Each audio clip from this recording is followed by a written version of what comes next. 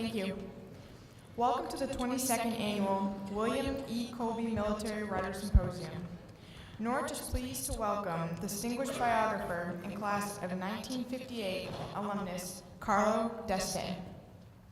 Carlo is a retired U.S. Army Lieutenant Colonel and nationally recognized military historian.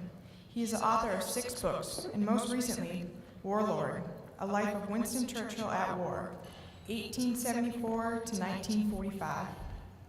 In 2011, he received the Pritzker Prize Military Museum and Library Literature Award for Lifetime Achievement in Military Writing. He is the co-founder and the executive director of the Colby Symposium. Welcome back to the Hill, sir.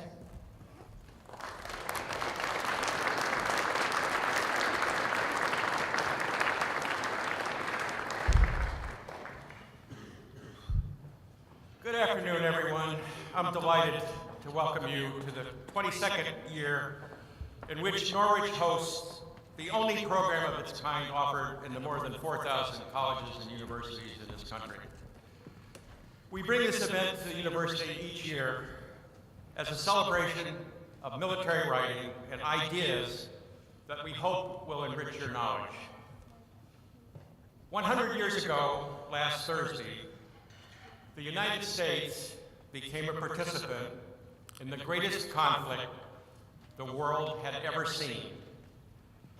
It has been said that we entered the war on horseback and left flying airplanes, the first step en route to the transformation of the United States into a global military power. Despite its terrible cost, World War I spawned the great advances in technology and innovation that shape our lives today. It also resulted in the long overdue right of women to vote. All of which and more is why we bring you this program today. This event could not exist without the leadership of President Schneider and a team of nearly 24 extremely dedicated and hardworking people here at Norwich that bring you this program each year, and that includes a number of student volunteers. In particular, I want to acknowledge Lindsay Lord, who has been instrumental in organizing and producing this year's program, and our Norwich Program Director, Professor Travis Morris, who will take over as Executive Director starting next year. On a very sad note, last summer, we lost one of our founding donors who did so much to make the Colby possible. Richard F. Schultz, class of 1960, had 3 great passions: his family, public service, and Norwich University. He was the personification of everything that Norwich has exemplified since its founding. Throughout his life, Dick gave back to the university in a myriad of ways that ranged from serving on the Board of Fellows, mentoring prospective students, and being a dedicated supporter of the Colby. All of us who have had the privilege of knowing Dick Schultz are better people for it. With his passing, we've lost a great and steadfast friend and a loyal supporter of the university. And it is my honor this afternoon to dedicate the 2017 Colby Symposium in his memory. The Colby simply could not exist without the generous support of dedicated people like Dick, who each year contribute to keeping this program alive and well. Present this afternoon are a number of Dick's classmates and close friends who support this event, all of whom are donors, and I'd like to ask at this time for them to please stand and be recognized. Would you all please stand?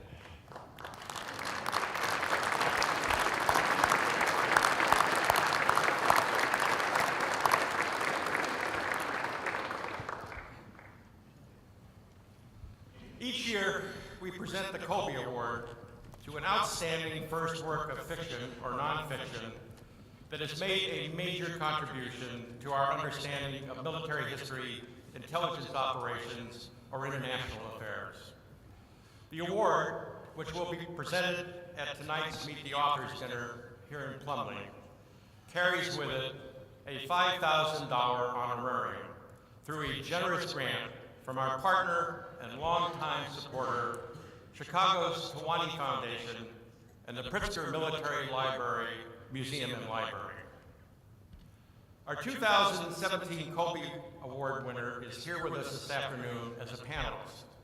And I want to take this opportunity to recognize David J. Barron, a distinguished jurist and professor of public law at Harvard, who has written a landmark book about the future of American democracy in the conflict between American presidents and Congress over the way the United States goes to war that has existed since the founding of our nation.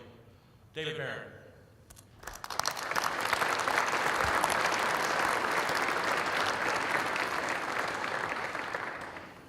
And now, to moderate this afternoon's event, I'm especially privileged to introduce my friend, Professor Sarwar Kashmari, Adjunct Professor of Political Science and Applied Research, Fellow of the Norwich Peace and War Center, Fellow of the Foreign Policy Association, who is also a highly respected expert in international strategic communications. Sarwar?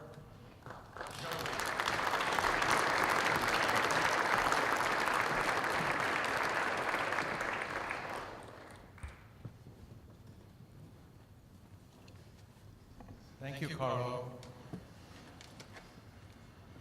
Perhaps all of you know that Mr. Desti is also a very, very fine, acknowledged writer and historian. He's written a number of books. The books on Patton, or the book on Patton is especially well done, as are all his books. He also lives on Cape Cod, and I can assure you he knows the best places on Cape Cod to get good clam chowder. Should you ever go there, give him a call. So it's a pleasure for me to moderate this panel, which has on it some of the country's most knowledgeable scholars about the First War. It's a powerful intellectual group that I know you would want to engage. And so you want to be thinking of the questions that you will be asked to ask in a short while. Now, when you came in, you probably heard a few bars of that song called Over There. And I wanted to play that song for you because that song epitomizes the American spirit in the First World War. All of you have a program which reproduces the words to that song. And take a look at it. And the song, is Over There, talks about Europe. And it goes down and it says, over there, send the word, the Yanks are coming, we won't come back till it's over there. It became the most popular song in 1915. However, that was not always the case. I should say 1916. That was not always the case. The war started when? 1914, ended 1918, but America didn't get into it until the last 2 years. In fact, when the war started, the most popular song in America was, I didn't raise my son to be a soldier. I didn't raise my son to be a soldier. Wasn't the most popular song here at Norwich. Over 700 Norwich students actually fought in the war. So think about that. From I didn't raise my son to be a soldier, to we're going over there and we're not coming back until it's over. That kind of gives you the arc of what the First World War accomplished for the United States. It basically took a nation that was focused internally, turned it into a world power, changed foreign policy. I made some notes from some of the books our panelists have written about what the state of America was like militarily when the war started. America was 17th in the world when it came to military power, behind Serbia, in fact. The amount of ammunition in American armories, all of the ammunition in American armories, would have been expended in 3.5 weeks in the war that was going on in Europe. The entire military consisted of 300,000 people. More Frenchmen died in the first 12 days of the war than there were people in the American military. So think of the transformation from there to the trajectory that takes America to become the most powerful nation in the world. Now, there are so many ways to study the First World War, but what we wanted to do was relate it directly to you, to give you some tools that will help you in what Norwich does and has been doing for 200 years, which is leadership, right? You're all here to become leaders. And the three characteristics that go in, let me step back. One of the essences of leadership is making decisions. And the three characteristics of a good, sound decision start with a good perspective of history, a good sense of humility, and a lack of hubris. So we thought what we would do is we would spend time looking at these optics and relating them into the experiences of the First World War to give you a practical sense for some of the lessons that perhaps you'll be able to use as you go through your careers. John Sullivan, who was chairman of our board of trustees, former head of the Army staff, told me last year when I did an interview with him that the liberal arts history education that he got at Norwich was one of the most important things that he relied on to make decisions when he headed up the Army. So I am going to now, if I can work this, show you a picture. Remember, history, humility, lack of hubris.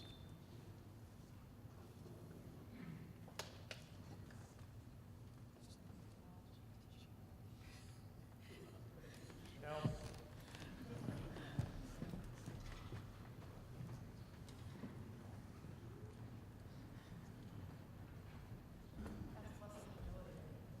that's a lesson in humility, right? Also in hubris.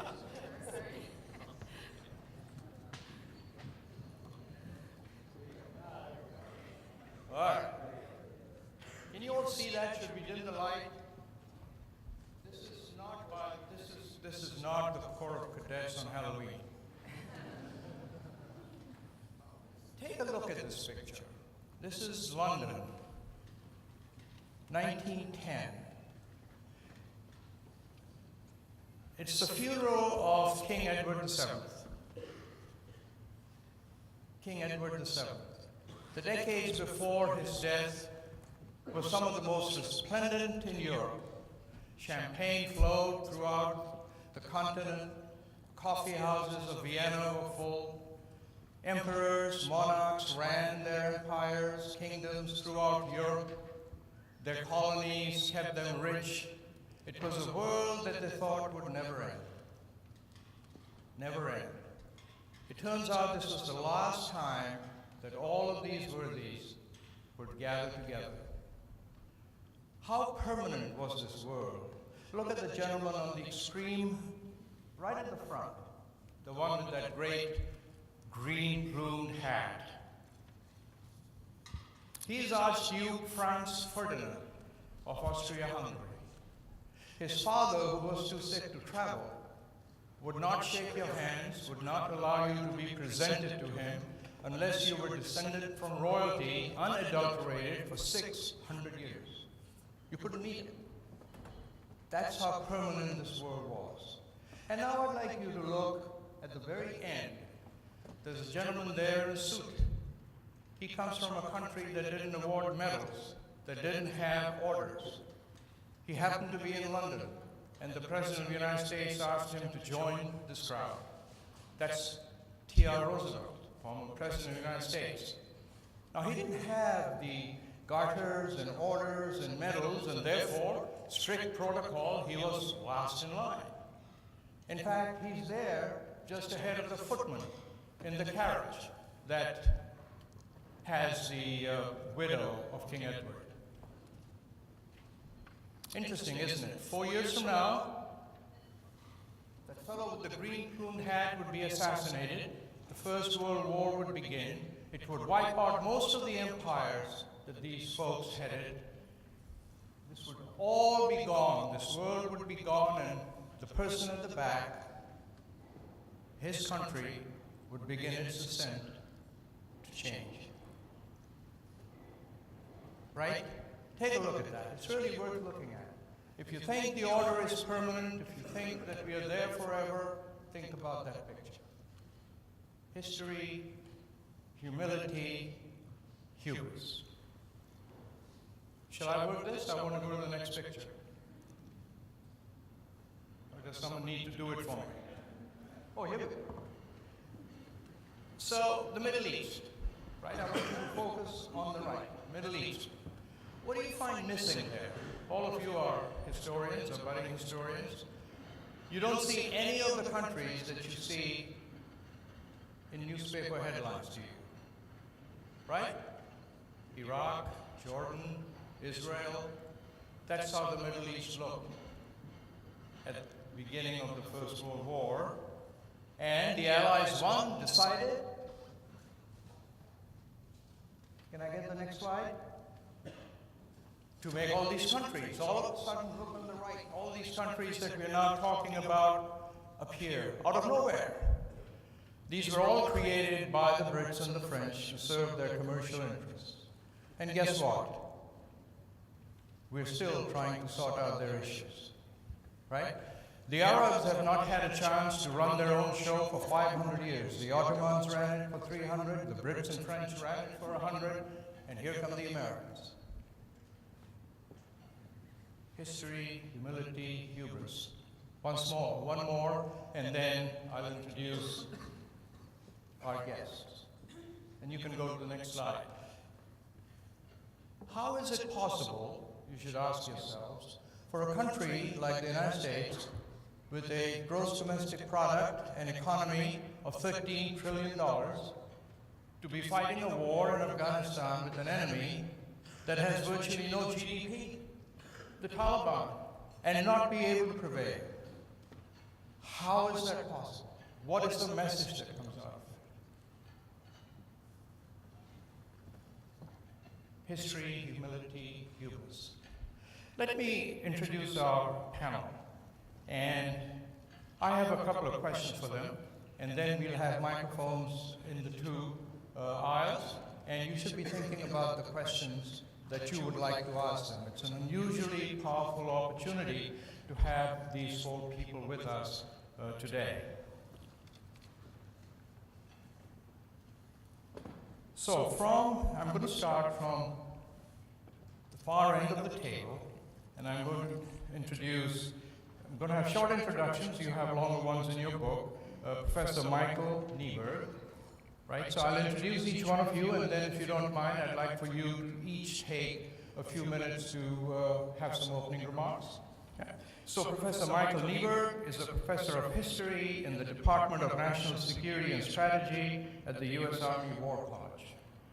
Nieberg has published widely on the theme of war in the world, especially in the era of two world wars.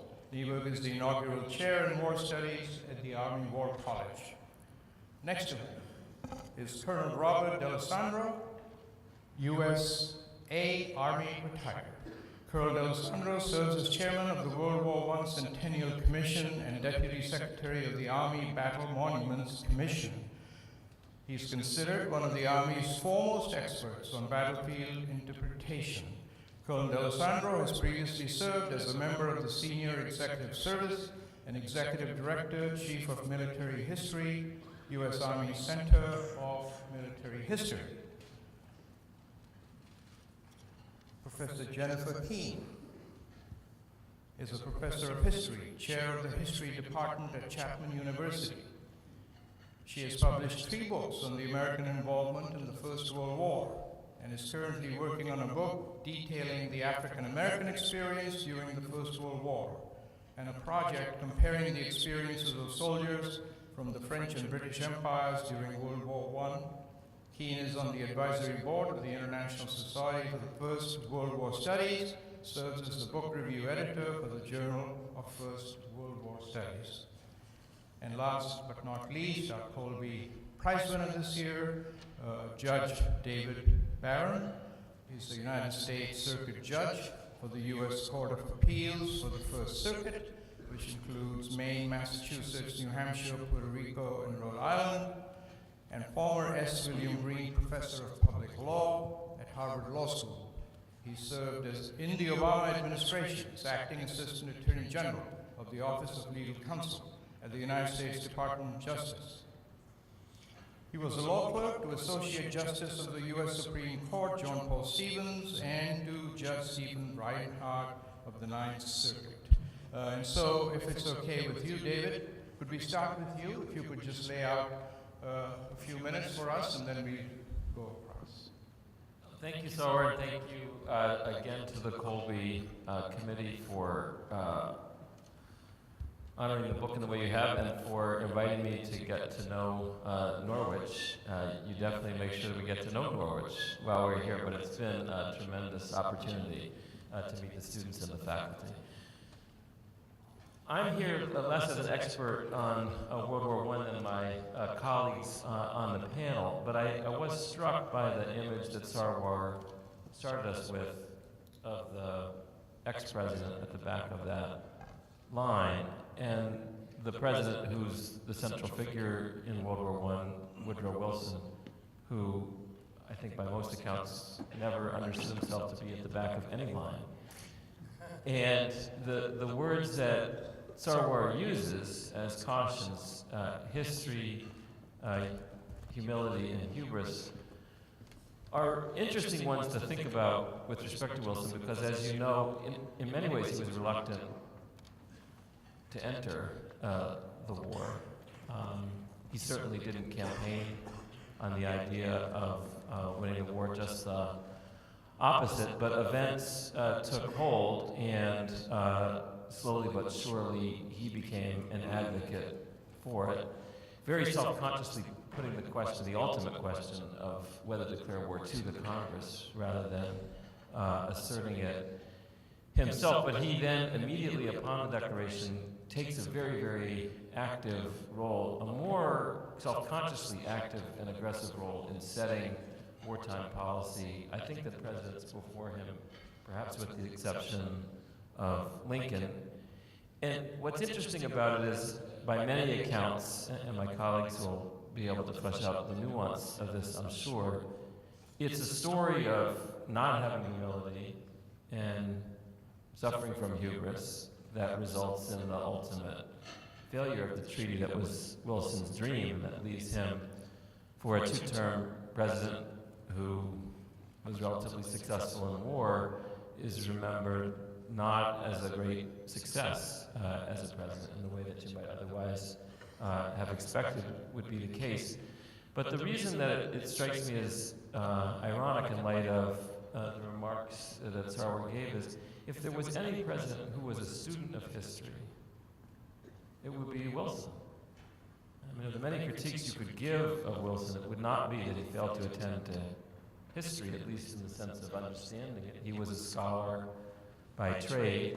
His life's work was writing about the history of the presidency and his learning about how government had to change in light of that history towards a more active presidential posture. So in some ways, I think Wilson's story is a cautionary tale in 2 respects, which is history is only there to be done with what you choose to do with it. It's learning it, knowing it, and being steeped in it isn't an inevitable producer of the qualities of humility and a lack of hubris that Sarwar is suggesting is so important. And I think that many people who look back on Wilson's tenure think he would have done better had he had a little bit more humility and a little less hubris. Well, thank you very much for coming today, and I also want to extend my thanks to the organizers of this symposium and these 2 days. They've been really remarkable. It's an interesting moment to be somebody who does focus primarily on the First World War and primarily the American experience of the war, because I guess I've been working in this field for about 20 years, maybe a little more than 20 years. And at the beginning, I was really lonely. I was really literally almost by myself, because when I started, nobody cared about this war, and nobody really cared that much about the American experience, which made it a great dissertation topic, because you're always looking for something new to write about. But when I would then want to talk to other scholars, I didn't find that many people were interested. You should have called us. Well, you know, I went to Europe, so I started going to Europe, and there you start talking to British, French, they're very interested. So it's a great moment, I think, for World War I scholars of the American experience to really talk about how pivotal a moment this is in American history. And I think in terms of its relevance for you, it's important, because I study the American soldier experience, to realize that the very institution that you are going to join as soldiers is formed in the First World War.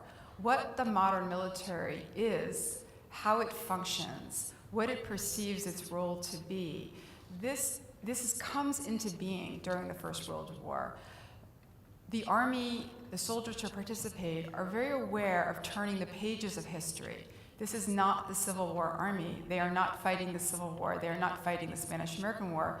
They're not fighting the Indian Wars. They're fighting a mass industrialized war that will require the total mobilization of the military's manpower and economic resources. This will be a new type of war, and it will require a new type of military to fight it. And this is a really important moment in terms of literally the history of the modern military establishment. And it's also a pivotal moment in the lives of this generation, because what we see in the First World War, and this will continue throughout the 20th century, that when the nation calls you to defend it as a citizen in time of war, it emphasizes the responsibility that you have to your country. But in doing so, it also makes you aware of some rights that you have. And we see military service becoming a vehicle for politicizing people. And this is one of the reasons why veteran politics are so important in the 20th century, because veterans come home and they don't forget their experience, and they don't forget what they did. And I don't want to go on and on, but I'll just mention one thing before I pass the microphone along, is that this is the 100th anniversary of American entering the war. 2019 is the 100th anniversary of the American Legion forming. And so we begin to see that veterans become a very potent political force in American society, and they bring the experiences of their war back, and they want to learn lessons from that generational experiences that they've had, and they pass those experiences on to future generations. And so in that sense, as much as we see this generation in some respects turning the page of history, we also see them passing on the lessons of their experience to the next generation, the World War II generation. In this way, we see the First World War experience really resonating in the 20th century. Thanks, Jennifer. And first of all, I'd like to thank Norwich for being such great hosts, and the people that have managed the Colby. This has been a fantastic 2 days. So I'll echo Jennifer's remarks on that. I come here wearing two hats, and both hats, I get the question constantly, why is World War I important? In my role as acting secretary at the American Battle Monuments Commission, we care for those who are still on duty in our cemeteries overseas across the world, in France and in Africa and in the Pacific. And it's a sacred duty. And so we care about World War I because of that. But in my role as chairman of the World War I Centennial Commission, we as a commission desperately care about the education of Americans relative to the importance of World War I. So I was one of those people, with the two people to my right and left, my colleagues, who early on were very interested in World War I, and I always get the question, why do you care about World War I? World War II is so much better. You know, big bombs, big armies, bad villains. It's got everything. But World War I is probably, in my opinion, the most important moment in America's history for a couple different reasons. Socially, it changes the way we look at race and gender. Politically, it draws the nation back together following the Civil War and then tears it apart. You already mentioned militarily, it creates our modern armed forces. That all springs from World War I. And it makes people in this country mindful of the idea of pulling together and fighting a common enemy, or opposing pulling together and fighting an enemy that doesn't matter. It breaks the long-standing tradition of no entangling alliances. The charts that you always see of the Central Powers and the Allies, that's exactly what we didn't want to meddle in across the Atlantic, and we were blessed by an ocean to keep us away from that. So I think that's all so important for you to understand as future leaders. I want to say one more thing, because I'm not going to go on endlessly about the million reasons why I think that World War I is important, but I think to all of you, your generation has so much in common with this generation. This generation bridged a 19th century America to a 20th and in some cases 21st century America. And I would challenge you to find another generation, you might be it, that will see the changes that this generation saw. You live in an age of super information. They lived in an age where anything was possible, where medicine was making incredible inroads, where travel was changing from a few miles from where you were born to hundreds of miles, thousands of miles. There was a telephone, there was a car. You know, the point was made that these people would recognize, believe it or not, both a Civil War army and the army you will serve in, if you serve in the army. Air power. These are all aspects that make a millennial generation that we are familiar with, the generation that bridged the Gilded Age and our modern era. So we need to pay attention to World War I in so many ways. And I'll pass the mic to Mike. Thanks. Centennials are weird things. I think Jennifer and I, as we've gone to Europe and the US and Australia and all the great places we've gotten to go to me they're kind of strange. On the one hand, it is fantastic to have groups like all of you focusing on an event that we think is important for all the reasons that you've already heard. On the other hand, we think the event is important no matter what the anniversary is.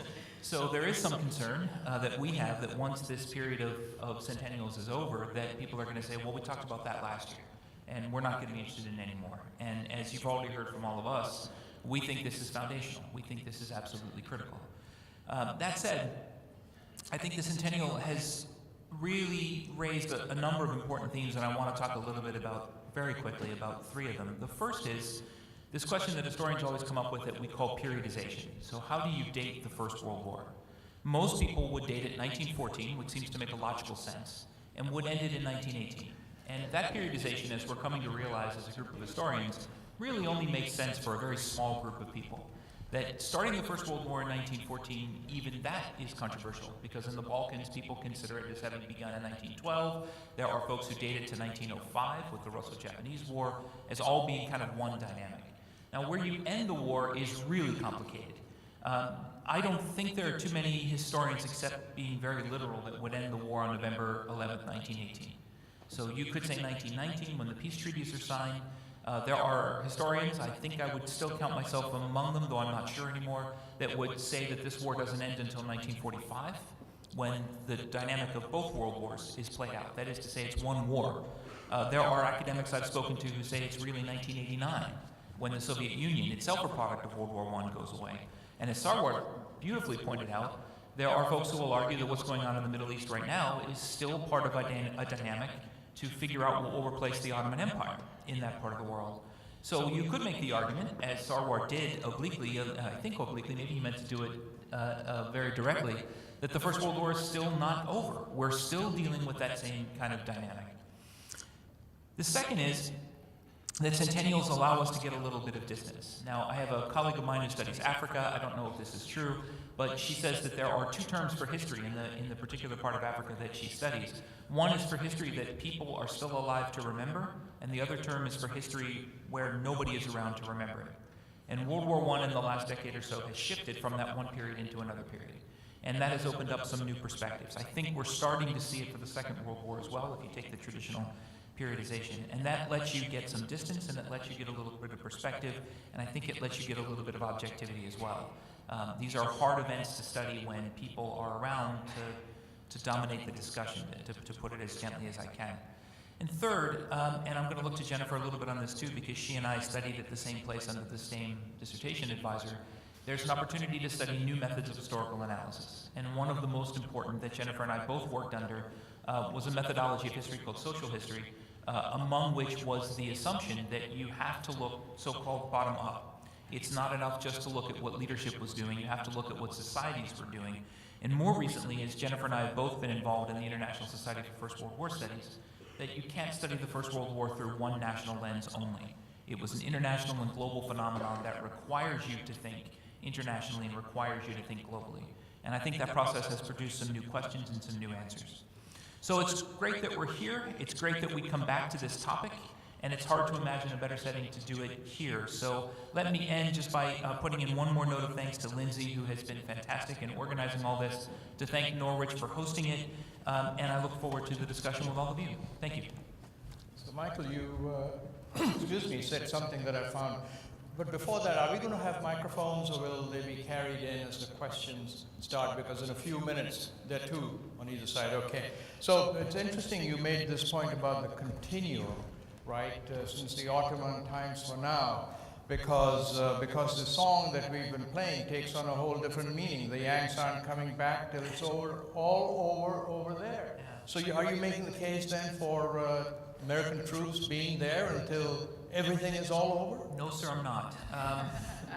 And let me be clear, my remarks are my opinion only, not those of the United States Army, as I'm sure that'll cover both of us.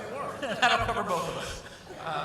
No, but I think it does speak to unintended consequences. It speaks to the ways in which wars do this. Wars, you think you're solving one set of problems, but you are in fact creating others. And the First World War is an excellent case of that. There's been research recently on Southeast Asia, Latin America, China, places that were not directly combatants in World War I that are nevertheless fundamentally affected by what happened in that time period. Can I jump in? Please. In some ways, when I mentioned we're really turning the page, but I would say there's one way in which World War I replicates patterns of previous conflicts, which is that at the end of the war, there's no sense that America is going to permanently have troops overseas in Europe. And the Middle East is not really even a consideration. I mean, we had the possibility of taking Armenia as a mandate, for instance, and we reject that. So the idea of you create this 4+ million man force, and then you go back to the small peacetime army that you've had before, this happens. So we demobilize, we send everybody back, and even though the army's hopeful that it can get some kind of universal military training program instituted by constantly harking back to the point of how unprepared we were, that does not fly politically in the 1920s and the 1930s.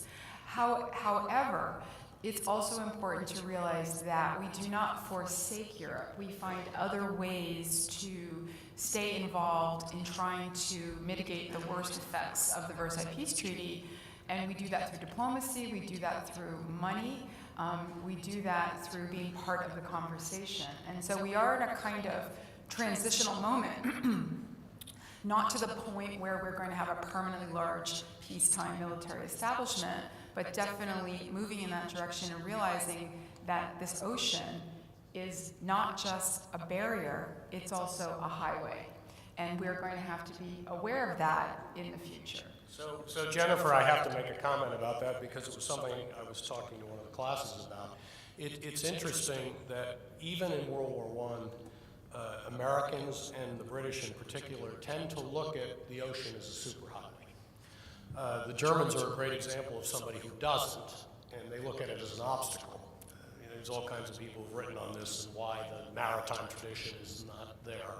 But this sense that the world has collapsed, this is another one of those parallels of today.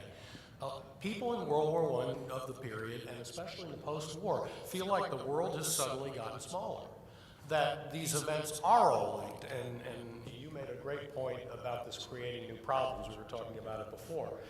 The problem with the statement, Wilson, I might as well open the can of worms. Wilson's point, 14 points, and the one that you always hear about self-determination of peoples and nations. The problem with that is that some people, some places, take that exactly the way it's supposed to be. So this is our opportunity, particularly in the Middle East, of getting what we've wanted for hundreds of years. And the Americans will be there for us. I'll talk about a different area. We sent one little regiment to Italy as a show of solidarity with them after the disaster at Caporetto, 332nd Regiment. After the armistice, so the Austrian surrender, they go on duty in a number of different places, Dalmatia and some other places. The Italians want those areas. Of course, the locals want nothing to do, or at least half the locals want nothing to do with the Italians. The Americans are greeted by both sides as the people that are going to enforce the peace. So here we are again making problems. So we put a colonel, this is where I want to go back to your future, we put a colonel and his officers in all these problems because suddenly the Americans are adjudicating the peace in places that they have no idea what the dynamic is. So let me just follow up exactly on that theme with the judge. I mean, here Mr. Wilson was the president launching the war, self-determination, equality of everybody, and so on. But then we roll into Versailles, and when the Japanese and the Chinese come up and say, hey, you know, we've been colonized and aren't we equal? He said, well, I didn't really mean to say that, I'm paraphrasing, but this really only applies to the Europeans, to the developed people, and all of you folks who live out in Asia, you know, we'll talk about you another time. And that kind of sets the seeds for what is. So what I wanted to ask you, if you could have a shot at this, is that the U.S. at that time was living in a very divided society, right? There were continuous lynchings of black people, and Mr. Wilson didn't say anything about that. Women who were protesting the wars were beaten by mobs and then locked up in jail. Newspapers were prohibited from publishing pictures that would oppose the war. How did the country reconcile this by sending people over to clear up the mess there so that it would be equality for all and all of the good things? How do you think that played in the courts and amongst the people? I know it's a tough one, but I think it's important for these people to know how that happened. That's a deep question. So, there's a, going back all the way to the founding of the country. How could a country write a Declaration of Independence and have it written by a person who held slaves? And this ability to have two reconcilable thoughts simultaneously by persons in a position to have their thoughts actualized, which cut out a large number of people, is a long-standing story, not just of this country, but any country that professes ideals. I think it's endemic.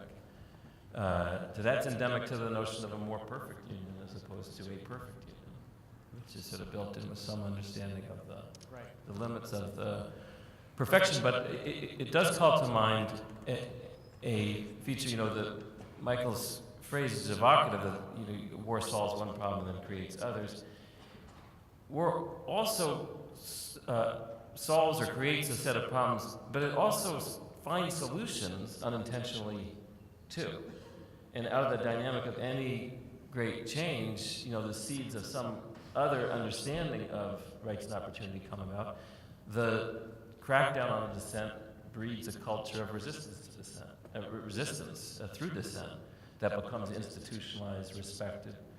the First Amendment protections at the time of the First World War bear no resemblance to what they become, partly out of the recognition of excesses out of that era. So there's a learning process in the opposite direction, and of course the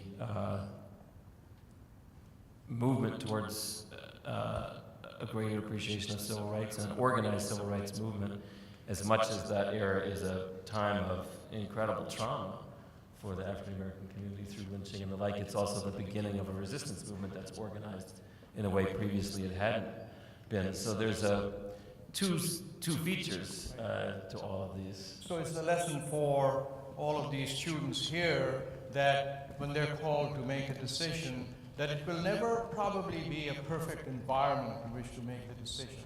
That they need to take a look at what's around them, have some hubris, but make the decision based on what they see. Yeah, I guess to me, and this is a theme I think of everybody's remarks about it, and it's very resonant, at least for me, with a conflict that's this long a duration and this complicated with this many players in it, which is that decision making is sometimes mistakenly taught as making a decision.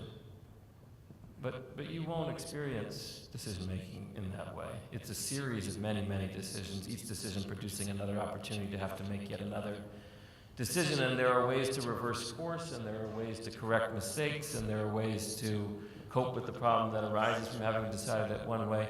It's not as if any of you in a position of leadership are just given a decision to make, and that's the moment, and we hope we make it well.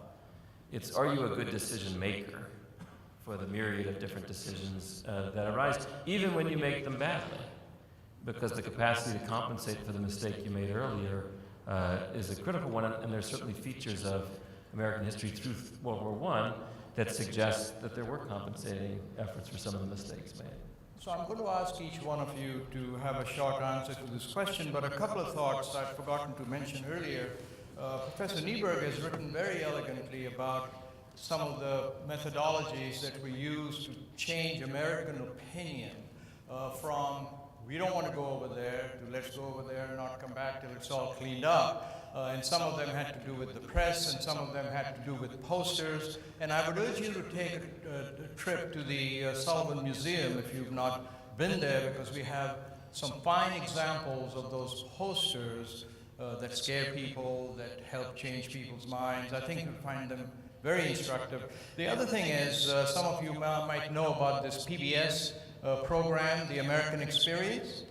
They've started a 6-hour series on the First World War this Monday. I've watched about 40 minutes of it, and it's really, really well done, so you might just put that on your thing to do. And my last question before we open it up, so please get your questions ready for each one of you, is the White House National Security Council is the highest body that the President of the United States looks to for advice on national security issues. So if the National Security Council were to ask each one of you to come in for a few minutes and give them your thoughts based on your understanding of history, especially of the First World War, and these themes that I've tried to lay out of history, humility, and lack of bravado. If they ask you to give them a couple of bits of advice, and I'll start with Professor Nieberg, what would you tell them? Sure, start with me. Give me an easy question. I think, I deal with this question a lot at the Army War College. How do we teach people to think historically? And what that has to mean is something more than understanding what part of France Patton served in. It has to have, there's got to be something more to it than that. And so one of the things that I try to teach my students to think deeply about is to think of history not as bracketed events, and I'm going to come back to that issue of periodization, but to think of it as a very simple concept, simplistic concept, but to think of historical events as a time stream. There's an event that came before it, there's the moment that you're in right now, and there's where it's going to go downstream. And so when you're thinking about what you want to do policy-wise and security-wise, think about where you are in that time stream, and what are the events behind you that are going to influence it, and how is it going to influence the way that things are going to go forward. And the second thing that I try to work with my students on is to think carefully about historical analogies. It's really, really easy to say, I want to do X. Here's historical case Y that backs up my way of thinking. Therefore, it justifies me doing what I want it to do. And what I try to get my students to do is to understand that that's a dangerous way to think about history. And that what you need to do is look at historical analogies in all their depth and all their complexities. Call in people who know that area and time period if you have to. And then look at the ways that an analogy is strong or weak. And yesterday, we talked a little bit about this in one of the classes that I was in, that people have made this analogy that a rising China is like a rising Germany pre-World War I. And the declining Great Britain pre-World War I is like the declining US now. And that since the one period produced war, the next period will produce war. And I think that's just an awful, brutally terrible historical analogy. For the very simple reason that China isn't Germany. You can stop right there. But there are books and articles and blog posts written about this. And it can become a self-fulfilling prophecy. If you believe that those are the conditions that create conflict, it can lead you to believe that you're in an era of conflict. And you may be, but the historical analogy isn't the reason. So history is complicated. You can't just plug and play it. You can't just say, you know, here's a round hole. It's going to go into this square peg. So I guess I would urge a high level of complex thinking. And if you're confused about it, what do they say? They always tell military commanders, when you're confused, call a lawyer. So if you're confused, call an historian. So I'll leave it to Rob. Colonel D'Alessandro? Well, I have to preface my remarks by saying I've never dealt with the NSC, but I spent a good deal of my time in the Pentagon, and I was very lucky to work directly for the Secretary of the Army. So I saw, with the Chief of Staff of the Army and the Secretary of the Army, some of these decisions made. And I have to report that the good news is that in the Pentagon, people do tend to ask for a precedent or something that looks the same. But Mike's right on the money on this, which is unfortunately, sometimes I like to call it bumper sticker history. Decision makers look for an easy, okay, how do we get out of Iraq? Well, we got out of Vietnam and here's how we did it. And it's never that easy. So I think the words that I would use are watch the second and third order effects, because I think we've touched on this so many different ways. Is this decision going to cause 16 other problems? There's another piece that I've watched that I don't think we are very good at sometimes, and this is something I would say to the NSC. It would be that what are the U.S. interests here really? I mean, why are we interested? Why are we here?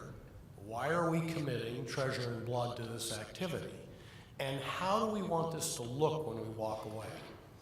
I think what you've seen, and I'll use an example so I don't get political in any way. So we're wildly successful in our activities in Cuba and the Philippines initially, before things fall apart. And there's a stream of correspondence from the commander there to the president saying, well, what do you want me to do now? They surrendered. And I hate to tell you what the answer is. The answer is do what you think you ought to. And so if you go into a place, we'll use Cuba again, and you're wildly successful, and the only person on the ground is a decision maker, is a military person, and they're finished, it's time to figure out before you win why you're there. That's a good one. And how about you, Jennifer? A short answer, and you're sitting before the National Security Council. I'm interrupting, I'm sorry. I'm just trying to watch the clock. No, we were just saying she has an answer. Oh, she does, good. I have something to say. I don't know if I have the answer. What I would say is, Speak freely. H.R. McMaster is a good friend of Norwich. and I have no connection with the military. I can say what I want, right? And I have tenure, so I really can say what I want. What I would say is that we in America have a strong belief in American exceptionalism. We believe that to say that you are an American means something different than to say you are pretty much any other nationality. And what is that? And I think that David really alluded to this by speaking to our sort of foundational documents, the Declaration of Independence. And I would argue that Woodrow Wilson's 14 points is another foundational document in terms of setting a path of American exceptionalism and how a country can act in the world to spread democracy. That seems to be our mission. And we are imperfect in realizing these ideals we set for ourselves and these expectations that we set to ourselves, but they define who we are. And we have a responsibility to our past, but also to our future, to continue to strive to the best of our ability to meet these high goals of what it means to be an American that we've historically set. And that is a reason to study the past, to understand the imperfect ways that we have not met them, the ways we've tried, and our responsibility to carry that legacy forward. And I think we always have dangerous moments in times where we feel our national security is threatened, because that seems to offer a justification to put these ideas aside for the moment while we just protect ourselves. But if we look in the past, and here is where I would build on Mike's point about centennials. 100 years ago, it's kind of a convenient fiction about why we should study the First World War. I mean, why is the accident of the calendar something that makes World War I important? But I think all of us up here would actually argue the reverse, which is that it is this moment that makes understanding World War I important, because so many of the conflicts that America had at that time, we are confronted with as well. And one of the big ones is how to balance national security with civil liberties. How do we protect ourselves but not lose who we are in the process? That's a huge goal that we have, a huge dilemma that we have right now. And there, it's not so much to learn the lesson of the past, but to see how previous generations have dealt with exactly the same set of issues. And we're at another moment where, are we redefining the role of America in the world? Are we at this moment where we're again striking out a new direction? We're living through it, we don't know, but it's good for us to have an understanding of where we are. So I would say, to stay true to who we are as Americans, that's an essential element of any policy moving forward, and also to recognize that we are not the first generation to face these tensions, and we don't want to be the first who goes too far in one direction and loses the essence of what it means to be an American. Judge Barron, some short words from you. I know you've been before the NSC, so you have an advantage here. That's true. I have a disadvantage because I have a different sort of tenure than Jennifer does, and it means I can't say much of anything about what the NSC should do. I'm the only one who can speak to you. But I guess I'd just, maybe going back to this idea of what use is history to you. All of you are studying history here at Norwich, and how do you think about it? And I guess I have in my head two figures, two moments, one from Wilson himself, and then the other, a different President, Truman, who confronted the Supreme Court over a conflict in which the use of history became central to the way it was decided. So for Wilson, as I mentioned, was a scholar of history and took lessons, and I think in some ways maybe made some of the mistakes Michael was suggesting.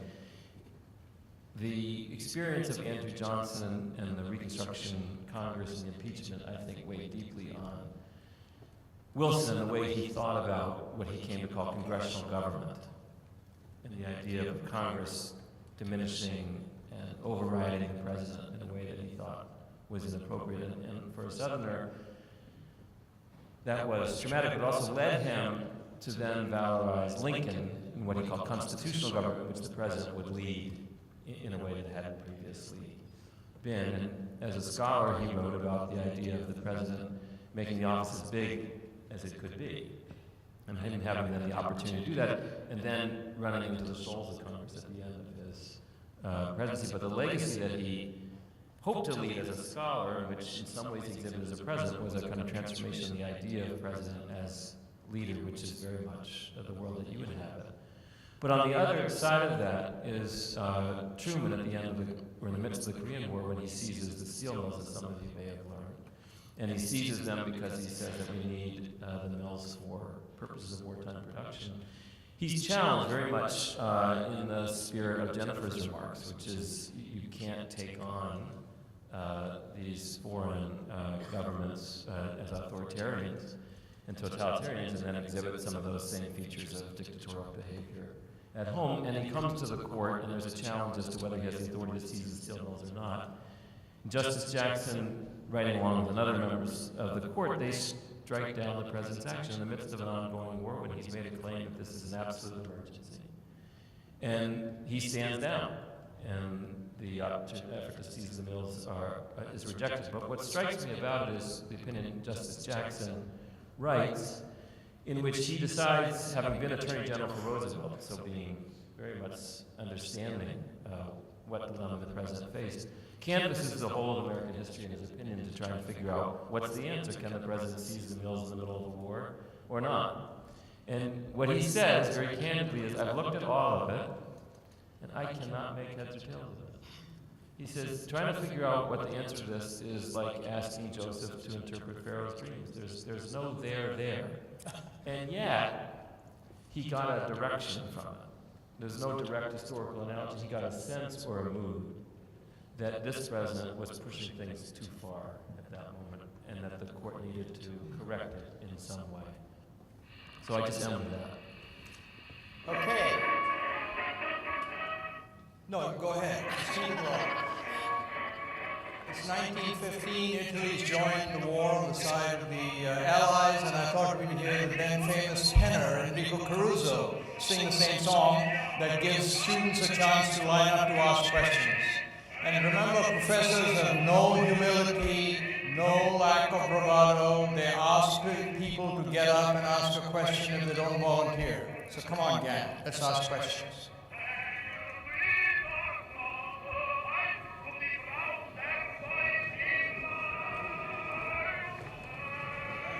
That's Enrico Caruso.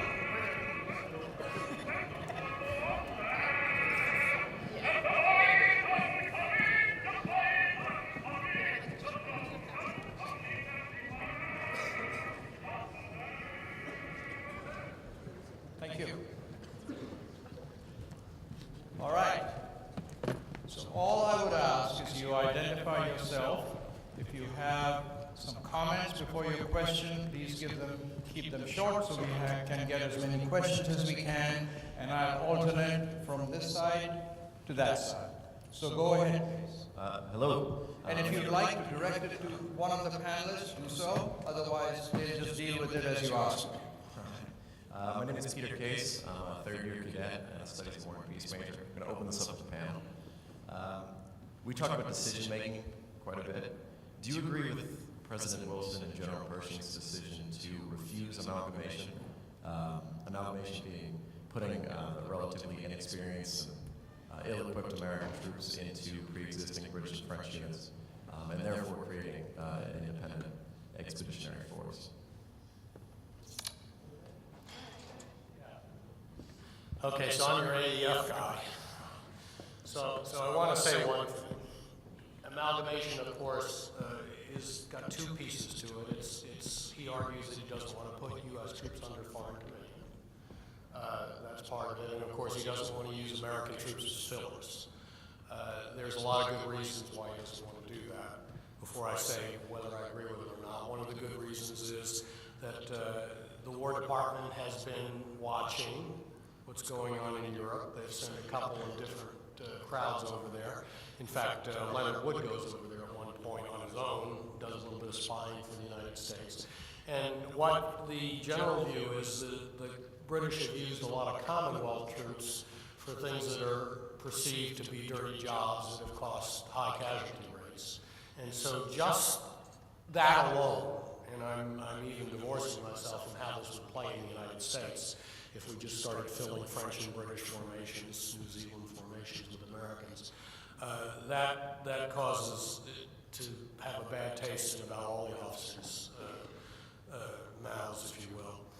So, having said that, and I definitely would agree that he made the right decision, I would not have put green troops. Remember that the basic training was accomplished in the United States. Training beyond that was to be accomplished in Europe. Throwing them into that with foreign troops would not have been a good idea. It wouldn't have played well at home. However, remember we did place plenty of U.S. troops in larger formations under foreign command during the war. So there's in fact an entire corps essentially under British command up on the north end of the line. So yes, I did agree with his decision. I think it's very much in an American tradition to fight as an American outfit.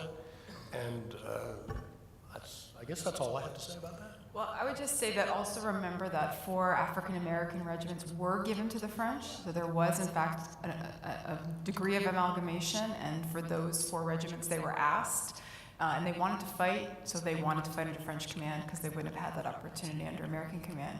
And I would just say to Rob, the one thing to consider, because historians have raised this point, whether or not the high casualty rates that the AF has in the Meuse-Argonne are part of that decision to not amalgamate, because it also means having to create supply structures, leadership, all these things that are hard to do in just 18 months. So I got to have to come disagree back. with you about Okay, something. here we go. No, and a good point on the African American formations, but again, not individually as units. But I will tell you that on the flip side of that, I'm going to agree and disagree. Pershing is not a fan of learning lessons on the Western Front. He really does, in many ways, come at this more like Ulysses Grant than a more modern officer. He goes over there in his mind, I believe, thinking that morale's low, these people have been at it a long time, fresh Americans, this exceptionalism plays into that, we can straighten this out. Fortunately, a lot of division commanders over there get it. So although the guidance they're getting in some ways is to ignore some of those lessons learned, a lot of them are smart enough to pick up on them. You're right. The green divisions that go in the Meuse-Argonne are directly a product of people that are in those formations that have absolutely no combat experience. And that's really a hindrance to the AEF. Robert, am I getting my numbers right if I say that roughly 15 to 17 million Europeans died and about 117,000 or so Americans? Would I be right, roughly? Yeah, in rough numbers. It's hard, it's funny. World War I numbers are hard because of the flu a lot of times and the way the accounting was. Right. Trying to find the exact combat casualties, like I'm talking to people that were killed in action immediately, is really hard to do the way they account for. But the scale But in is... round numbers, we usually use 120K. Okay, thank you. For U.S. casualties. Please, go ahead. Back to decision making. I was wondering if, given what you said about understanding the implications of a decision, what came before it, and like upholding a precedent, if you will, as far as like America's role in the world, do you think that the Germans were justified in their sinking of the Lusitania, given the whole notion of unrestricted submarine warfare? Michael, you want to start off? The Germans certainly thought they were justified. The issue is really not whether there's a military justification to sink the Lusitania or not.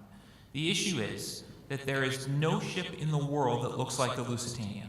So when a sub-commander saw it, knowing it was a 4-funnel, it can only be one ship. The decision that sub-commander had was, I don't know what's on it, but I have the chance to let it go, or I have the chance to kill 1,200 people. What am I going to do? So this notion that, it was carrying weapons, therefore the sinking was justified, comes up very briefly in 1915, then it disappears, and it resurfaces in the 1930s. What the Americans are furious about is that any German sub-commander would look at the ship, know exactly what the ship is, sink it anyway, and then instead of the Germans apologizing for it, they promote the guy and they strike commemorative medals. That's what infuriates people in 1915. Does that answer your question? Thank you. Over here. All right, good afternoon, everyone. My name is Gavin Mitchell. I'm a senior here at Norwich University. My question is to anyone that's willing to answer it on the panel. So President Woodrow Wilson, when he's running for a second campaign, his slogan is, "He kept us out of war." And that's in 1916. And in 1917, you see America going to war. What were some of the changes that took place from, from everyone voting for a president that kept them out of war to now everyone they're trying to raise that it was a 4 million man army in order to go to war and fight in Europe. So we need to be a little bit careful. He kept us out of war was not Wilson's slogan. Somebody came up with it. Wilson himself hated it because he knew that he didn't have the power to keep America out of war. He made this famous statement. He said, any German lieutenant can drag us into this war at any minute through any outrage. So we as historians, and I don't mean the historians on the panel, but you put that in a textbook because it looks so incongruous. And if you don't do it in context to explain what it actually is, then it looks much more dramatic, which is, of course, what you're trying to do. That He Kept Us Out of War is a specific reference to an incident that happened called the Sussex Incident, when the Germans had torpedoed a British ferry ship going back and forth across the channel. And there were people in the United States screaming for war. We warned them with the Lusitania, they didn't listen, now here we go again. And Wilson got a promise from the Germans to stop sinking ships. So that's the basis of He Kept Us Out of War. What changes, very briefly, is that the Germans announced in the spring of 1917 that they're going to start sinking ships again. So the answer is, well, that means that your diplomacy in 1915 ultimately proved to be a failure. Your diplomacy in 1916 proved to be a failure. Do you really want to sit down and talk to these people again? And then there's a lot more involved, the Russian Revolution, the Zimmerman telegram, all of this stuff. But to take it to your point, Wilson never used that phrase, never liked that phrase. And the 1916 presidential election, he and Charles Evans Hughes, who's the Republican candidate, almost never talk about the war. Almost never. Because they don't have any answers. Can I just want to, it's not really what you're asking, but I'm going to throw it out there anyway. He kept us out of war. 1916, we've invaded Mexico. So we have a punitive expedition into Mexico. So we always think of war as being something just about Europe, but in fact, this is an important military expedition for us. And he kept us out of war. We're not officially fighting the war, but from 1914, Americans are heavily involved in the war. We are sending financial aid. There's arguments that this war would have ended much sooner if it had not been for American financial backing. We're sending munitions. We've had at least a few 100,000 people volunteer to fight in the mostly Allied forces. We have a huge humanitarian effort to feed people in Belgium under the direction of Herbert Hoover. So in a sense, Americans are very, very involved in this war, even if we're not as a nation actively fighting. David? Michael, this is a question, because what you say strikes me as interesting and then also potentially resonant with some of the critiques of President Obama at the beginning of his tenure in the following way. I don't know the answer to this, but my understanding was that in the election, if one wanted to stay out of the war, Wilson was more likely your candidate than Hughes. Now that could be wrong, but that was sort of my sense of it. Do you think that is wrong? Well, Hughes himself isn't the issue. So Charles Evans Hughes, the Republican candidate, is Theodore Roosevelt called him a bearded iceberg. I mean, he's a very dull, colorless, hard-to-read person who, when asked about the war, talks in circles. And I have a quotation in the book, something to the effect, somebody asks him, what would you have done if you'd been president when the Lusitania was sunk? And he says something like, I thought I said when I said earlier that what I said would have been what I said. It's that kind of stuff. What people are afraid of is that the only way Charles Evans Hughes can unite the Republican Party, which had split in 1912, would be to put people like Theodore Roosevelt and General Leonard Wood into positions like Secretary of War and Secretary of State. And they do want the United States involved in the war. So the criticism isn't so much of Hughes, who, whenever he can, says nothing about the war. The criticism is, what will his cabinet look like? And if his cabinet has Secretary of State Theodore Roosevelt and Secretary of War General Leonard Wood, you're going to war. So that's the narrative of the 1916 election, and that's why the two candidates, honestly, they say things like, when I said what I said, I meant what I said I would have said. They say things like that. Just the reason I raised the point is that and I think you in a position of leadership, if you're anyone, you don't get to control the narrative that's ascribed to you as much as you think you might. In other words, no matter how many hedgewords you have, the positions get ascribed to you or stripped down, the nuance gets taken away, and you're understood as, well, you're this, and the other guy's that.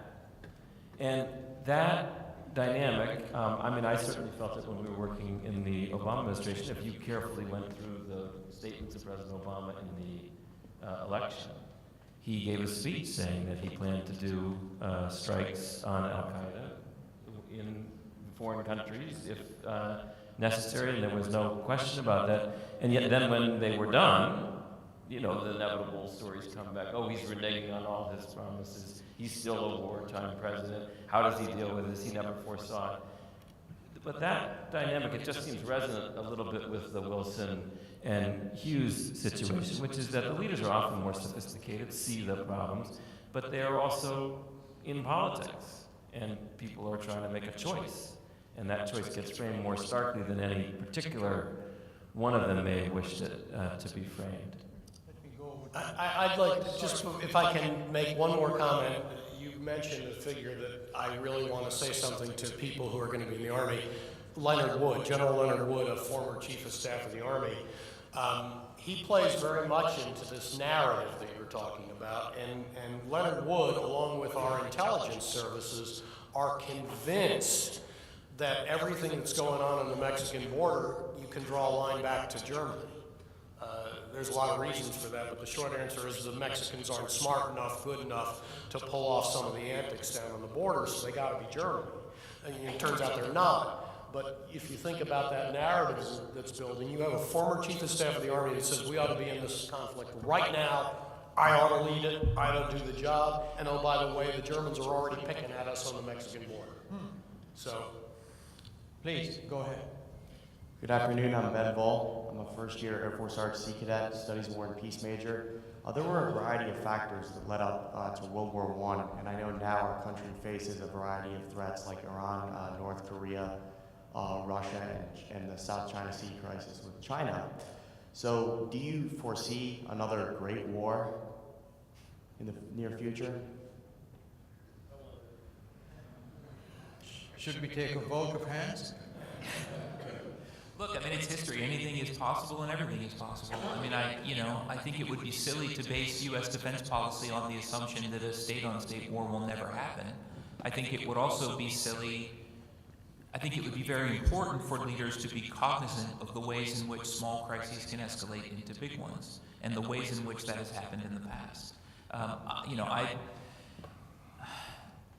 Maybe I want to stop there, but yeah, I'll stop there. well, no, I mean, the two War College guys are going to do War College stuff. So another thing that makes your challenges a lot more difficult is, in some ways, it was the good old days when you had a Soviet Union and the United States, because the world is a lot simpler. And your lifetime has seen the rise of non-nation players on the world scene. So we tend now, I think, to focus on the ISIS, the Taliban, that aren't state agents, if you will, and we've kind of lessened the role of traditional states. Back to what you said, traditional states still have a lot of power, and a lot of power, and they can act irrationally, we have seen lately. And so it's not, what the problem is now is we could have state-on-state conflicts, we could have state-on non-state conflicts that we're living through all the time. And so, lucky you've got a wider palette to worry about. So, yes, nothing's out of the door. I would say this is an interesting question about how you understand history. So if you look at 1914 and you think about why did the First World War even break out to begin with, right? And you can kind of put roughly, explanations in three different categories. I mean, one is that there's an assassination attempt early in the day on the Archduke Franz Ferdinand. It fails. Two of his bodyguards are hurt. He decides to go visit them in the hospital. The driver takes a wrong turn. Prince happens to be there, pulls out a revolver, shoots him. So is history just based on contingency? In other words, if the driver had known how to get to the hospital, we wouldn't have had the First World War.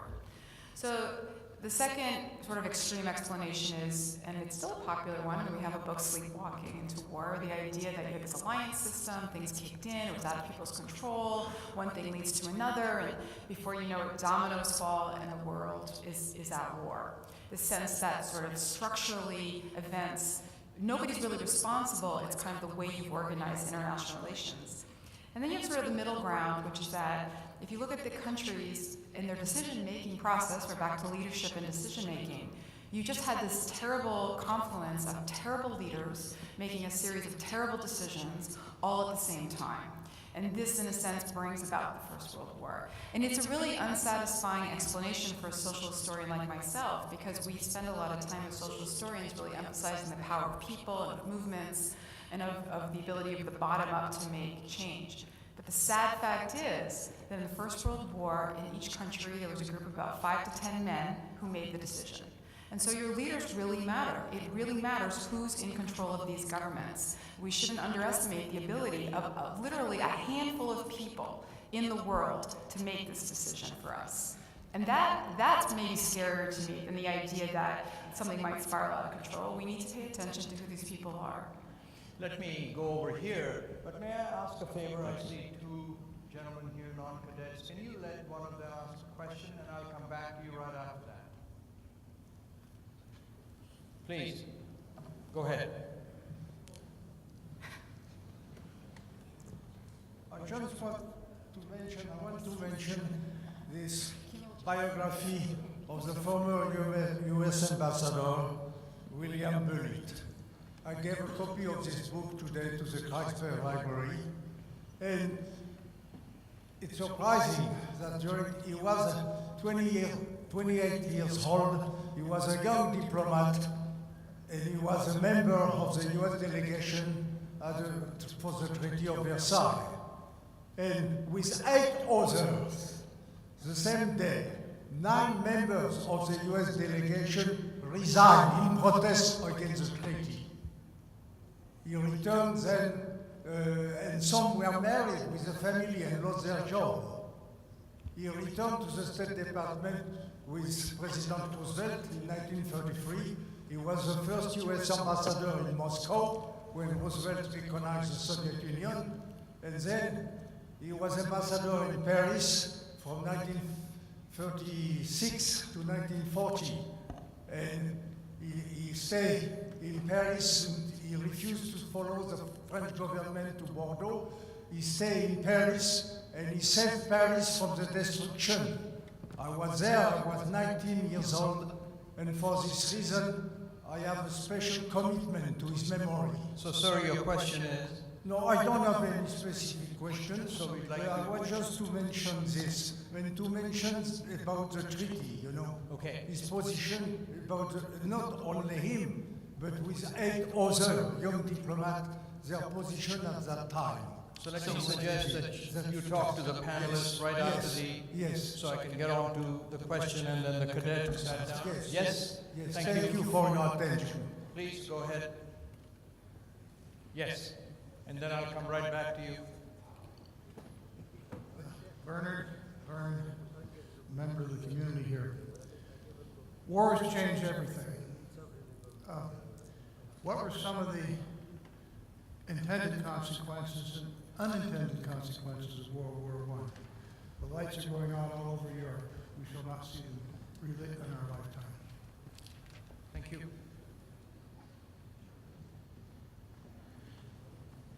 You want me to? Was that clear? The unintended and intended consequences? Yeah, it's just a big question.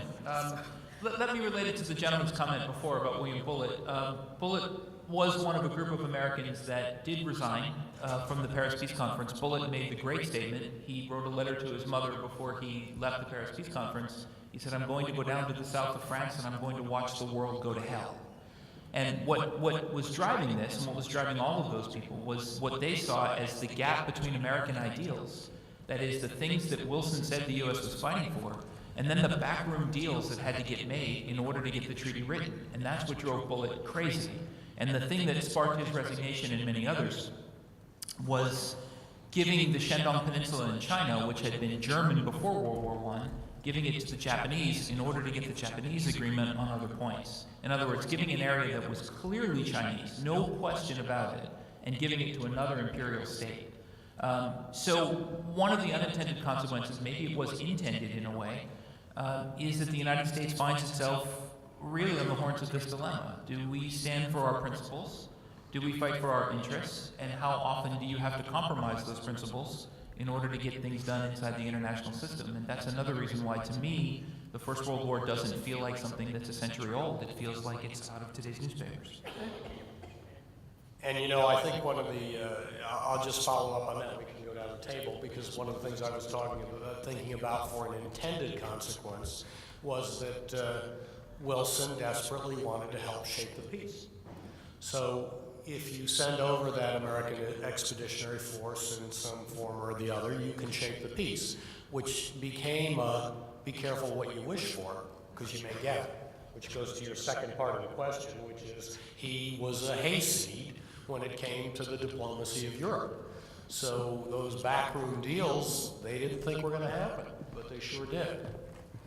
Well, I would just say, going back to Wilson's rhetoric about making this a war to spread democracy, that I don't think Wilson at all expected the female suffrage movement, the civil rights movement for Japan, we've talked a little about this, about Pan-African movements to really, anti-colonial movements to really latch onto this rhetoric and, in a sense, throw it back in his face and say, well, if this is what you really mean, what about us? And so even during the war, Wilson is basically being called a hypocrite, that on the one hand he says this is what the world will look like, this is what Americans are fighting, but yet is this really happening in the United States, and is it happening in how America is acting without? And I think that that rhetoric is very powerful because it allows these social movements to criticize Wilson, but because they're using his own rhetoric, they're able to, in a sense, say this openly, even in a very repressive political climate where it's often considered seditious to be criticizing the government or the president, and they're able to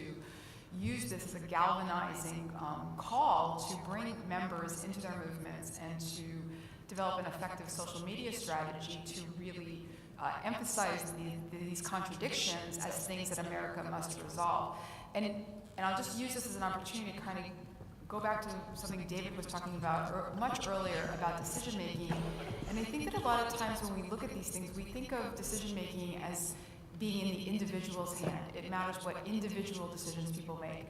But I would argue that in the First World War, it's important what decisions social movements make and what organizations make, civilian organizations make. So in the suffrage movement, it matters what decision the radical arm of the suffrage movement makes. It matters what decisions the NAACP makes. I mean, these become as important to understand. Hang on there, one here, and then I'll come to you. Don't go away. Good afternoon. My name is Andrew Harris. I'm a freshman management major here at Norwich University. My question is, in my military history class this semester, we've talked a lot about the notion of total war and how a country can go entirely to war using all of its resources and all of its manpower. Do you believe, to the panel, do you believe that World War I was a absolute total war, that every country was throwing everything it had at one another, or do you think the world has yet to see an example, I would say, of total war? Michael, Jennifer? Well, it's certainly total for small countries like Serbia, which, you know, I tend to think of total and limited war not as buckets that you drop an example into, but a spectrum. And for France, it's as close as France comes. It's as close as France gets. For the U.S., you know, there was a plan to, if this war had gone to 1919 or 1920, to do something that would move along that spectrum a little bit more. Whether we would have gotten there or not, I don't know. I mean, this is a big question. I think, you know, historians are kind of moving away from this concept of total war because it's really hard to define. I would say what makes this war total is the sense that you're not fighting over the border of Alsace-Lorraine. You're not fighting over who controls coalfields in Silesia. You're fighting for the existence or non-existence of these regimes. So if the outcome, if the end is total, then the means are going to be total, and that's what leads you to totality. So that by 1917, 1918, you know, the Ottomans, the Austro-Hungarians, the Russians, the Germans, either those governments are completely gone, or it's perfectly obvious that if you lose, you're going to be gone, and that's what inclines that towards totality. I hope that answers your question. I mean, I would argue that it is a total war for the United States because in my talk yesterday, I was putting up a propaganda poster, and it had a young man standing in his window, and the poster said, "On which side of the window are you?" And really, basically, in the First World War, once we declare war, on which side of the window are you? Indifference, neutrality is no longer an option. And people were being, for the first time, we had the federal government organize a coordinated propaganda campaign. We're conscripting, you know, the majority of our soldiers. We have a new conscription system. We're mobilizing our economy in a way we never have before in support of war. And more than that, we're demanding public performances of patriotism. You got to wear those pins. You got to hang those flags. You have to show that you are you're which side of the window are you? Because if you're not showing that you're with us, it means you're against us. And that is a kind of total mobilization. It's creation of a war culture in which you cannot escape the war pretty much any moment in your daily life. And that's not the situation now. There's large segments of American population, basically no idea what's going on in terms of our armed forces and what they're doing. They can live their daily life perfectly fine without giving it 1 minute of thought. That does not happen in the First World War, and it doesn't happen in the Second World War. So I think, again, it depends. My definition of total war is the way that the entire culture is mobilized in support of the war, not just whether you're occupied or not, or how much economic resources you're actually devoting to the conflict. I can't resist playing the other side of that. I think you bought the informational campaign, is what happened. One thing that we do very well, so one of the powers that any state can apply is an informational power. I think most of the people know that in the room. I think in World War I, we do that for the first time really well. And I come down on the other side of the story because I don't think manpower-wise, army-wise, we dipped into the population the way we will in World War II. We come very close in World War II to getting enough people in the armed services that you are at the point where you're going to change the nature of the democracy. And there's a lot of studies done on that, both in World War I and World War II, where they're concerned that if you put enough people in uniforms, particularly in World War II they talk about it, you become a military state. So if everybody's wearing a uniform, we didn't get there in World War I, so I think it's practice for going to total war. I think the information campaign is definitely there. I wish today we had the informational campaign against ISIS, for instance, that we had in World War I. We did a fantastic job. And just look at those posters in the museum, and you'll see that. Thank you. Right here. Good afternoon. My name is Zachary Ferris. I am a freshman and a political science major. My original question was based on why the First War isn't discussed as much as the Second World War. But after listening to that last question, a thought came up in my mind. War is peace. Ever since I can remember, we've always been at war against terrorism. Even before that, we've been at war against communism. Before that, the Nazis and the Japanese. And before that, Germany. So, are we at a constant state of war or in a constant state of peace? Boy, thank you for that question. That was asked like a true political scientist. You are well on your way.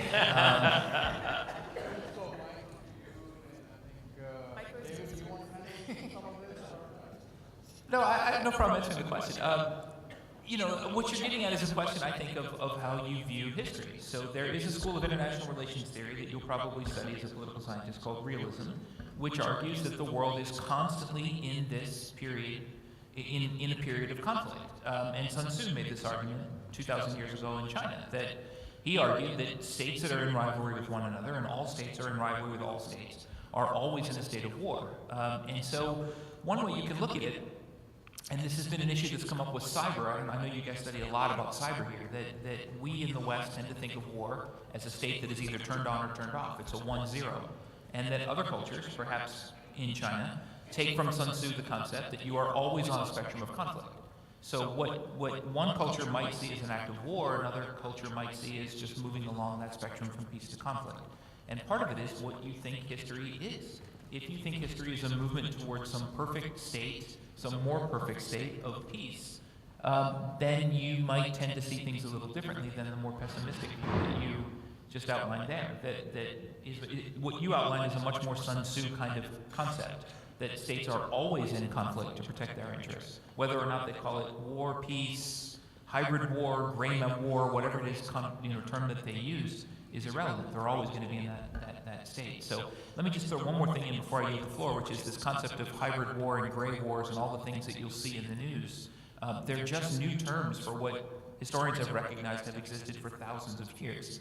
So when you guys get into your military service and someone throws a brand new phrase like hybrid war at you, the first thing you should ask about it is, what is really new about this? And the answer is usually going to be not very much. So in the interest of time, I'm going to move on and let you ask a question. Thank you. Let me just say one thing. One thing about it, hopefully this is responsive to the question, and it's kind of a judge-like response, which is, why do you care about the term?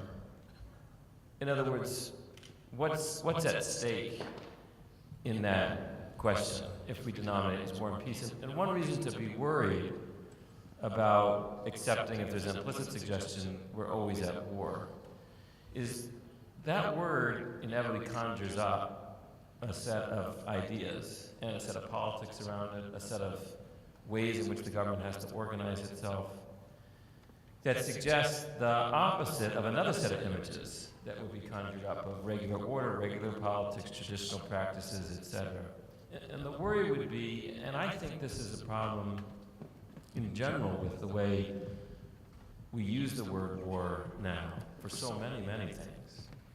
It's a way of leading people to think we should be in an exceptional condition against sort of ordinary civics practices that we all learn in high school.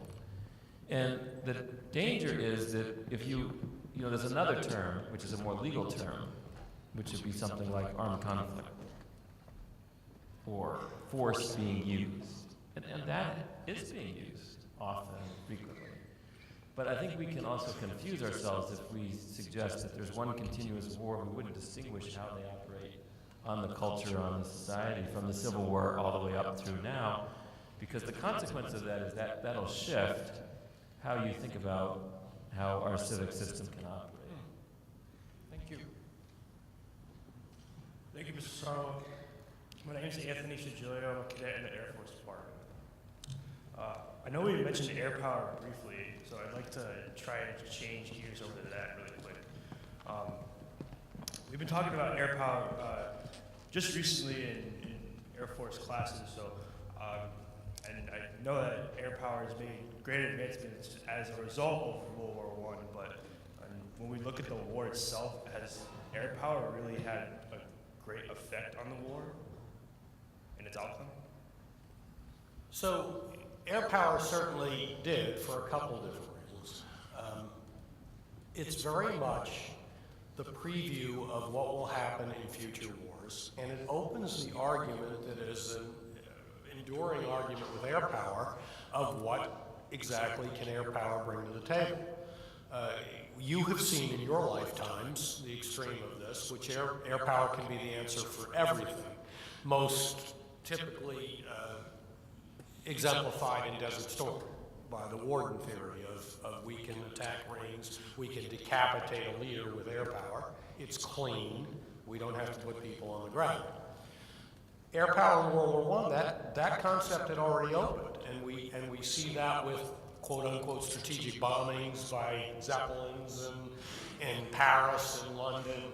The thought that we would transport troops is already talked about. And this whole concept of what's more important with air power, is it better to support the person on the ground, or is it better as air power itself? So I think that, the American Air Force, or Army Air Corps at this point, Air Corps, is in its infancy in World War I. And let's just take a step back and remember that the Army sees air power, U.S. Army sees air power as a tool for field artillery observation. It's its most important aspect. In fact, it's even integrated into the division level at one point, but it doesn't work out. But it's important in World War I because it shows itself as a new tool, a new technology that does have promise. So yes, for that reason, it's an important aspect. Let me take this gentleman here. Good afternoon. I'm Adam Floyd, and Adam Floyd means me. I'm a third-year cadet here, and I'm a criminal justice major, so my knowledge of history is just based on what I learned in high school and any books I read personally. So I was fascinated, Professor Neilberg, with your what you said about when World War I started and when it ended. So I'm kind of curious to exactly when you think it really did start and when it really did end. I don't know. I've been studying this for 20 years, and I don't know. I've changed my mind on this issue a lot. I think it depends on where you are when you are, and I think it depends on the way that you conceive of the war. So, to me, one of the things World War I does is it breaks the four great European monarchies: the German, the Ottoman, the Russian, and the Austro-Hungarian. So, from a political level, the question is what replaces those four things, and I don't think that answer fully comes about until the end of the Soviet Union. From a sociocultural level, which is a much harder question to answer, what the governments of Europe have to do is explain to their people what this sacrifice was for. And I don't think they're able to do it. It's one of the problems with the Treaty of Versailles. It can't do it. So one of the reasons, and this is a much more complicated topic, and I'm not even well, I'll leave it at this, but that one of the reasons fascism rises in Europe is that it does have an answer. It has a perverted, twisted, illogical answer, but it has an answer. So that dynamic doesn't end until much later either. So this is all a part of that process of sort of, understanding that you don't want to bracket historical events. You want to understand them as these streams or continuums. Politically, I think you could probably make the case in Europe that it's 1945, and then after 1945, it's a different political dynamic. Socially and culturally, I'm not sure that you're there yet. Okay, thank you very much. Yep. I do want to make a comment only because I can't resist. And at this table, when you said it's still going on today, I'm beginning to believe it, because if we look at Sykes-Picot and Balfour and the reshaping of the Middle East on the chart that you showed, that's all a direct consequence of World War I. So although Europe may have sorted itself out, as you said, in 45, when you mentioned it's still going on, I think I might have then agreed with you that you guys are dealing with World War I. So I guess the real implication of that is if anyone has gotten a lower grade for giving the wrong answer to when the war started or ended, you need to go back to your professor. Well, I think the real answer is it's impossible to give a wrong answer to that question if I'm understanding. Okay, go ahead. My name is Ryan Luckett. I'm a history major. My question is in regards to what advancements the United States make, and how did they adapt to trench warfare leading up to the war? Because they had the opportunity to witness the effects of trench warfare on the Western Front, and what advantages does this provide in entering the war? How did they already kind of adapt to that kind of combat situation, unlike the European powers that didn't have the opportunity to the knowledge of trench warfare that came with the war? How did the United States, what advancements and adaptations did they make? I'll start and you can chime in. I think that one of the big misconceptions people have is that trench warfare is a static thing, that it actually is a thing, trench warfare. If you look at the European experience, of course, they didn't expect to be in the trenches. I was making a point in class yesterday that we have this idea of trench warfare as being an extremely deadly form of warfare, which it is, but of course the greatest casualties in the French army in the first few months, which is the War of Movement. They take 300,000 casualties just in the opening of the war. So this is actually this is a point about the Americans, because when the Americans come in, they believe, especially Pershing, that the Allies have been too defensive, they haven't been offensive enough, and so he introduces this doctrine known as open warfare, which is going to be, we're going to reintroduce the War of Movement, we're going to actually push out of the trenches, and this is going to be a successful strategy. And in the training camps at home, this is what soldiers are indoctrinated into, this idea of a war of movement. Of course, not really recognizing that in 1914 this had proved to be very, very deadly way to fight a modern war.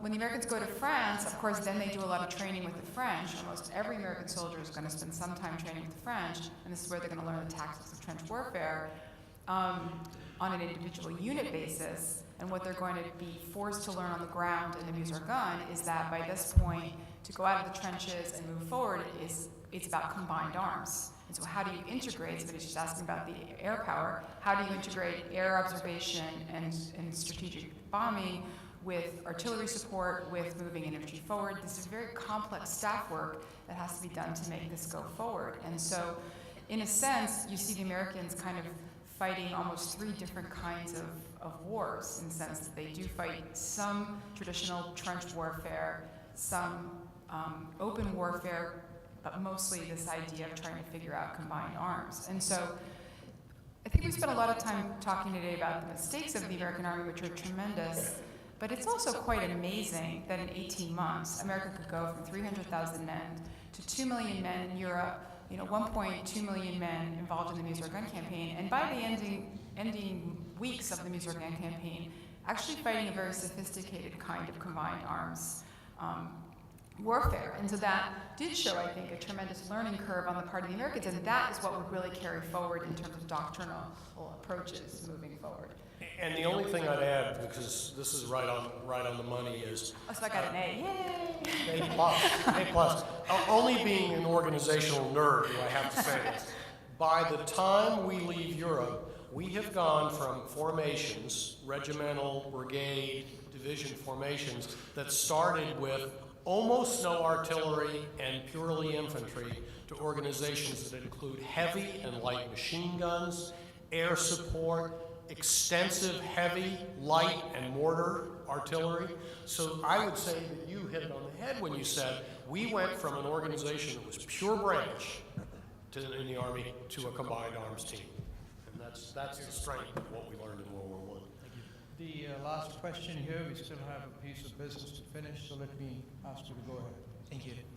I'm Cadet Bojan Miklos from the Military Academy. General Mikhail Apostolsky from the Republic of Macedonia, and I'm an exchange student for this semester. And being from the Republic of Macedonia and regarding the First World War opens a very broad field of questions for me, but I'll ask only one. So, do you think that the Balkan Wars had any implication and influence or even strategical motives for the local forces on the Salonika front, or as we like to call it, the Macedonian front? And by local forces, I mean Serbian forces, Bulgarian and Greek forces. Well, let me just start by saying I've taught a couple of Macedonian officers at the Army War College, and they're fantastic. So you're in good hands, I think. The Macedonian front for the Allies is one of these politically unintended consequences. It's aimed not so much at Macedonia, it's aimed at Greece. It's aimed at making sure that the Greeks have a pro-German king. I think he's married to the Kaiser's sister, and they have a pro-Allied prime minister. In putting troops in Salonika, the idea is to say, Greece, you're not going anywhere. You're going to stay with the Allied side. What it meant for the Balkan countries are all caught in this debate about whether their interests are better served by getting involved in the war or staying out. And if getting involved, which way should they go? And it's Romania, as you probably know, that has the worst experience in this by picking the Allied side, and then the German army just runs through it. So, the First World War in the Balkans, as Jennifer noted, that's not, except in Salonika, that's not really a trench war. That's a very mobile war, incredibly high disease levels, incredibly high mobility back and forth. And the legacy that it left, of course, with the Balkans is deadly. So to most, I think this is true, to most historians from your part of the world, they would start the First World War in about 1911 and argue that it's all sort of the same dynamic. Anything else from anyone? Thank you. Did that answer your question? Yeah. So what I'd like to do at this point, seeing that we're getting pretty close to the finish point here, I want to offer some thanks. I want to offer thanks to our Office of Communications for the terrific job they did in pulling this together. Lindsay, I know everyone's thanked you but me, so I want to thank you for that. And most of all, of course, I want to thank this really, really exceptional panel that we've had the good fortune to have with us now for 2 days. Professor Nieberg, Professor D'Alessandro, Professor Keene, Judge Barron, thank you so much for being with us and really enlightening us. So let's show of hands.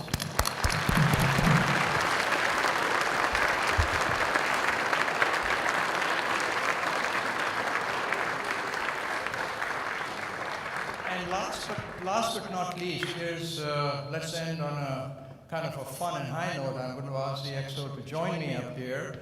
We're about to start showing you, thanks to Professor Sodergren, Professor Chevalier, images of some of the Norwich alumni that fought in the First World War. Let me see if I can get this going. Come on out. And in your book, you know, there's an invisible thread that ties all of you to all the other cadets that have gone before. And we just thought that you might like to pick up your programs and for a few minutes before we quit, join us in the chorus of Over There. How would that be, huh? Can we go? How do we run this thing? Here we go. Remember, there's some ways away, so we need to really belt it out.